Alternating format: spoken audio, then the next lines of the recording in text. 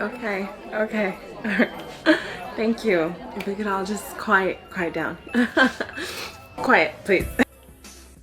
So I just want to say thank you all so much for coming. I know we work super hard all year, and this is our time of year where we get to celebrate. Even if some of us are a little too hip for holiday spirit. I want to raise a glass to thank you for everyone for working so hard this year. Let's make this Christmas a great one. So have you already put together a little list of things that you want for Christmas this year? Oh, funny you should ask that actually. I'm a bit of a minimalist. I don't like buying gifts. I don't like receiving gifts. You know, I enjoy the ambiance of the holidays, but I can't say I really celebrate. You know what I say, no matter who you are, I think Christmas is for everyone. I guess if I had to say that I wanted something this Christmas, it would probably be that, I don't know, that Star Wars movie that's coming out. I just really want it to be a great one, you know?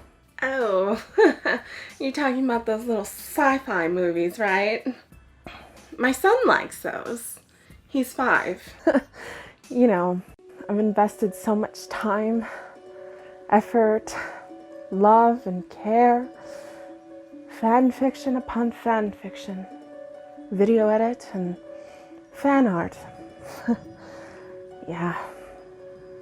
But I know it'll be all worth it, you know? I guess if worse comes to worse, I could just ask Santa. Ask him to make sure that the movie's good. Yeah, maybe. Okay then. Ooh, where did you get those? You know, maybe Karen's right. But I'm not Christian or Catholic, but then again, Christmas is just about the magic of wishing for something. Ha. Dear Santa.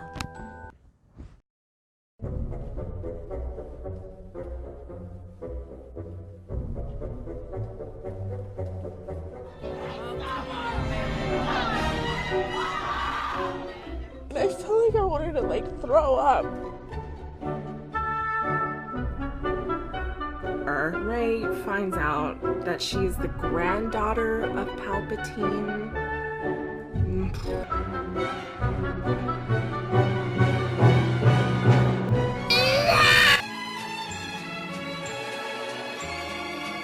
Well, my Christmas wish list did not come true, and I'm back to being completely and utterly cynical and hating the holidays with a burning passion. I'm going to be sharing the wish list that I had for myself walking into Rise of the Skywalker. The number one thing I was wishing for going into the movie was REYLO, obviously. I guess I could say that J.J. Abrams delivered on that technically, but like I've mentioned before, the price seemed pretty steep considering. Instead of just, you know, relishing the moment that REYLO is canon and that we got a kiss, after a couple days I was thinking to myself, that kiss was crappy and it felt deliberate. The REYLO kiss seemed 100% like movie kiss, meaning it's not like a real kiss. It looks like it was like a fake out kiss. Daisy Ridley puts her hand and like her thumb is like borderline hiding or covering Adam Driver's mouth. And it like legit looks like she's just kissing like the corner of his mouth. Not only that, but Adam Driver's face is completely obscured in the shadow. His hair is like pretty much covering most of the scene, and Daisy Ridley's hand is completely covering their mouth.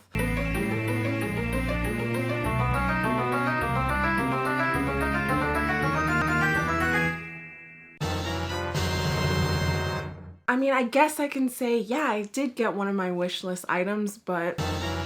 So the second thing I wanted on my wish list was Ben and Rey to have like their own little side adventure. So maybe they had some sort of mutual interest and they were willing to go on some journey together, but they swore that they were not going to be getting along the whole time type thing. And then, you know, whatever, just some fun romantic comedy hijinks. We have so much Han and Leia back and forth roasting each other and having little side comments, and it's just, I wish that we had a little bit of that. I mean, even with Anakin and Padme, they don't end up being, you know, a forever couple. It ends in tragedy, but we had a lot of like great Anakin and Padme moments. They really get to know each other. At the end of it, I just felt like almost like Ben and Rey didn't even really get to know each other. Their interest in each other was more undescribable, something that's like from the center of their soul, and it's like this magnetic, you know, attraction, which is great, but I wanted that to be expanded upon. That was something that I was really hoping for. I know we could technically say at the end of The Rise of Skywalker they do work together, but I mean, if you count the runtime of like how long that actually was, and if you think about it, like Ben Solo, Adam Driver literally has like no lines of dialogue once he becomes Ben Solo. You had this really great, amazing actor, and he was completely underutilized. I mean, I don't know. The third thing that I wanted a bit more exposition and maybe some flashbacks into Ben Solo, how he became Kylo Ren. I think a lot of the reasonings for why Ben became Kylo Ren is just really left to assumption, or you need like supplementary material like the Expanded Universe comics or something like that. Third item on my wish list was I wanted the Knights of Ren to actually have significance or mean something or have actual weight to the storyline. The idea of the Knights of Ren was very quickly and briefly introduced in The Force Awakens. They were not even addressed in The Last Jedi, and they came back for The Rise of Skywalker for the finale, the conclusion, which was great, but there was no explanation as to who they were, what was the deal, why was Ben Solo hanging out with them? Were they his like buddies that he recruited while he was at Luke's Jedi Temple school? People had so many exciting theories about who the Knights of Ren could be. It literally just was not explained, it didn't matter, and they were pretty pointless. I guess I should mention that it was released on like a supplementary Expanded Universe comic, Kylo Ren comic, that the Knights of Ren maybe existed before he even showed up, and that he maybe joined them and was the leader of them. But again, I don't want to have to read Expanded Universe material. I want to see it in the movie. Adam Driver's a great actor. Utilize him. My fourth wish list item, that Rey's identity of being an orphan from nowhere, from nothing, I wanted that to be maintained. I wanted that story element to be maintained so badly because I felt, and I still feel, that her being of no real significance or legacy or dynasty was such an important message to share with people. And I loved that Rey just so happened to be a random person who was maybe selected by the Force. But instead they made her from a family dynasty, and we come to find out, thanks to Rey being a Palpatine, that the whole reason why Kylo Ren and Rey were ever drawn to each other was solely because he is the grandson of a Skywalker and she is the granddaughter of a Palpatine, and that they were two legacy dynasty families. That's why they were a dyad, because they were the grandchildren of these really big important people. First they're sour, then they're sweet. Speaking of Rey and Kylo Ren having this really intense, amazing dyad relationship, my fifth wish list was that they were going to get together and yes, be romantic partners, yes, but I wanted them to ultimately bring a whole new approach to the Force. People had been theorizing for a long time and hoping that they were going to introduce gray Jedi, a type of Jedi that's truly balanced, because I feel like light user Jedis are not truly balanced, and I don't think dark side users are truly balanced either. I think extremes can be bad no matter what, whether you're extremely good. I know that sounds crazy to say, but being extremely good and denying yourself of another aspect of yourself just because it's bad and you've been told that it's bad, instead of learning how to understand the darker parts of yourself and not be ashamed or filled of guilt about aspects of your personality. Instead, use it to your advantage, but try your best to maintain who you are and balance and not let the dark side overrule or the light side. I felt like Rey and Kylo Ren were going to be that. I really, really genuinely did.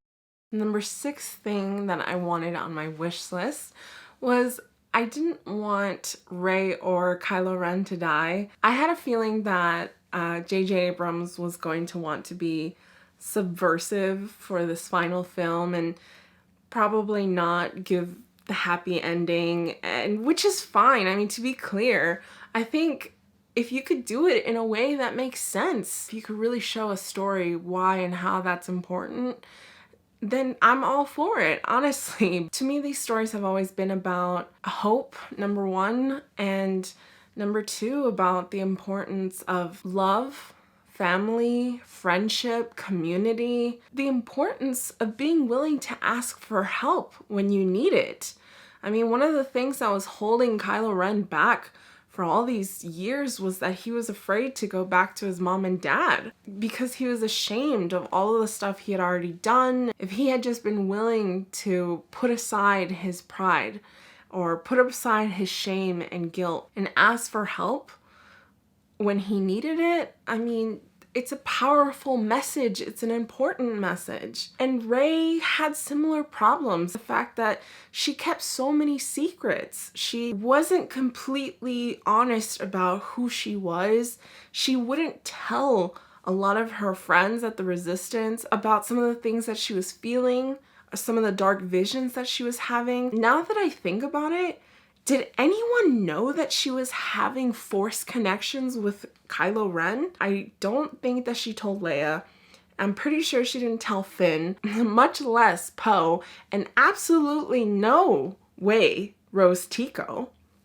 I forgot what number I'm on, 7. I was totally excited that Rose Tico had been added to this franchise. I think one of the things that I see in movies is that it's very rare that you see 2 women be friends in a group of men. It's usually just one woman who stands out and who could be like the friend with all these men. A lot of times our second woman is sidelined. I want to see stories where women could get along and show all of these really great and important aspects of teamwork in a diverse group of people, of men and women, of different culture backgrounds. I wanted to see Rose and Rey be friends, have a really great team dynamic, and show really positive examples of women working together.